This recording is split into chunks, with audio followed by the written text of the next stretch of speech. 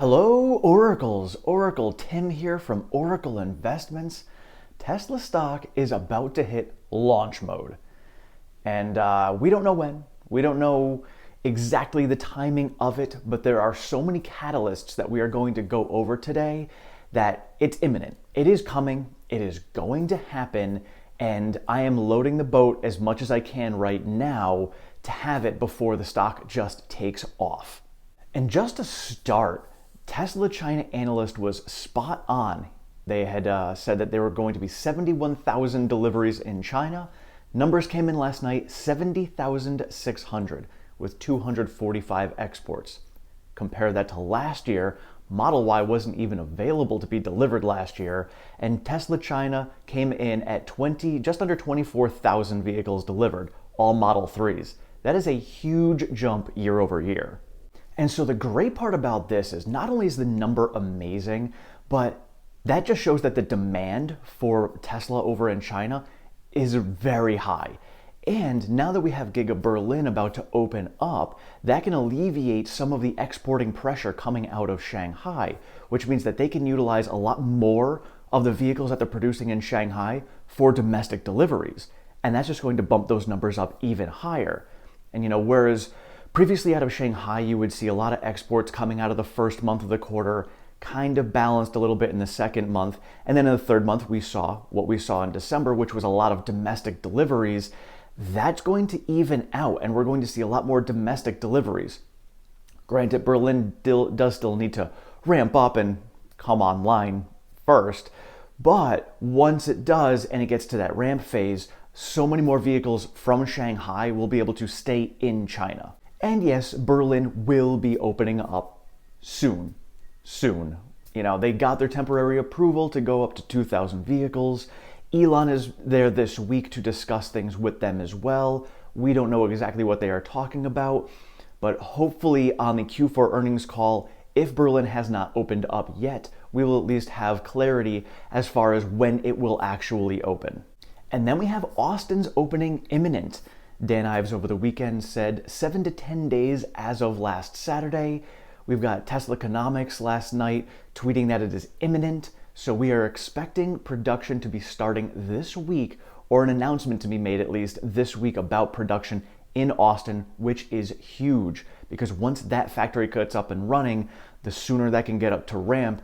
And if you haven't seen the map for the land that they have there of 2,000 acres, this is just the tip of the iceberg for production coming out of Austin. And I think the biggest near-term catalyst that we have to hit a launch mode here for Tesla stock is going to be the anticipation of Q4 earnings and the roadmap. I have a feeling we're going to see a lot of euphoria running up into this, very high expectations for Q4 earnings numbers, and the roadmap to give us clarity about the Cybertruck, 4680 batteries, $25,000 vehicle, and energy. And last night, Elon had a comment to a tweet about renewable energy, stating, quote, "Most people have no idea how fast sustainable energy is growing." Now, we had talked about before all these megapack factories just popping up out of nowhere. Nevada, California is breaking ground right now with one. The whole megapack unveiling down in Texas. This is huge for two reasons. One, they had talked about before that, they were using batteries for vehicles first, and then they were going to go to their megapacks second. If they have this many megapacks popping up all over the place, that means that their battery constraint isn't as much as we thought it could have been, because they clearly have enough batteries for other vehicles because that was their number one priority. So if they've got enough batteries for all these megapacks, they got plenty of batteries. So I'm really curious as to see where this 4680 battery production is going to be at. I think they're keeping it quiet. I think they are a lot further along than most of us think.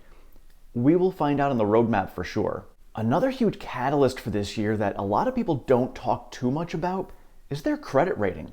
Their credit rating is currently BB+, which is still technically a junk rating, but their credit rating has gone up 5 times over the last year and a half.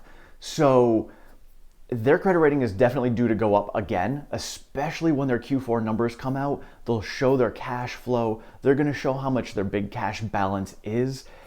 And with that, I have a feeling they're going to have their credit rating go up, which means that they're going to become investment grade soon.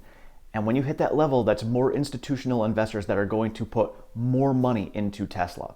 And then speaking of investing, I love the way Tesla invests their money. They invest $0 whatsoever into advertising, yet their demand is so high that they cannot keep up with it.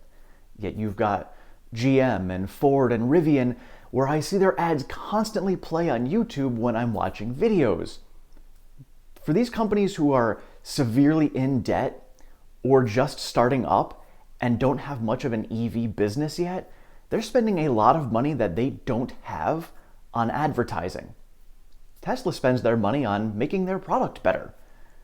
I don't know about you, but I would rather invest my money into a company who doesn't need to advertise their product because their product is so good it sells itself. And part of the reason why Tesla doesn't need to advertise is because they constantly have something new and exciting out there. And Albert in the comments had mentioned that Tesla is like, they give you that weekly load of awesome news, whereas Volkswagen is like that monthly subscription that you forget about because it's so boring. And I thought about it and he was so right, because I'm like, it's like the difference between an ice cream man and a school bus. You know, you hear the ice cream truck and you're so excited to go and get the ice cream. And then you see the school bus and you're like, I gotta go to school. And Tesla is that ice cream truck. And the ice cream it is providing you is ice cream that is great for your health and better for the environment. And so all of these catalysts put together, you know, just seeing where the stock is going to be going in the future. And again, nobody knows the timing of it. We don't know when all of a sudden big money is going to be like, all right, now is the time to run the price up. But what you have to look at is what I'm going to be looking at after Q4 earnings. I'm going to be paying attention to the numbers, the true numbers, because, you know, I do think Tesla is an amazing company, but I want to be realistic and make sure their numbers are in line where they should be. I'm going to pay attention to that. And I'm going to pay attention to the roadmap, because that's going to tell us where things are going to be going in the future. And once I see all of that information, that is going to more solidify my foundation and the fundamentals of the company. So regardless of where the stock price goes after that, it's the information that I'm going to be investing in and paying attention to. So like now, we have a lot of great information, but the stock is kind of getting beat up a little bit.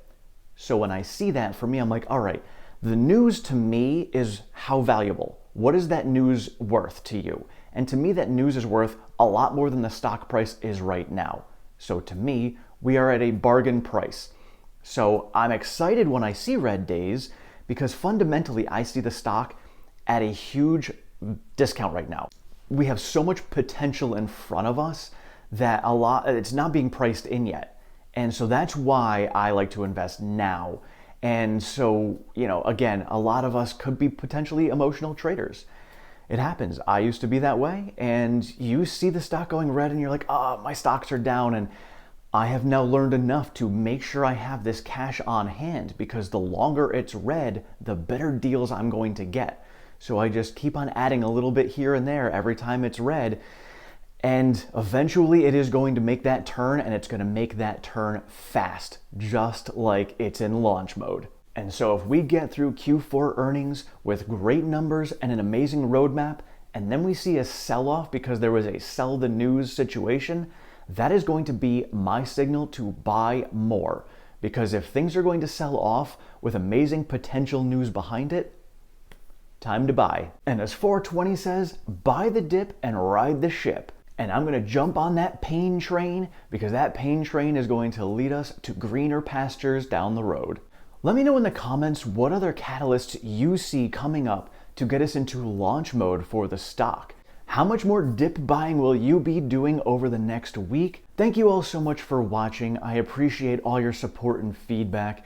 If you have not subscribed, please do so down below. Sign yourself up for notifications. I'm also on Twitter at OracleTim1. I post all of my trades there. I also post all the latest Tesla news and pertinent stock information that I can there. Otherwise, I will see you guys all later. Have a great one.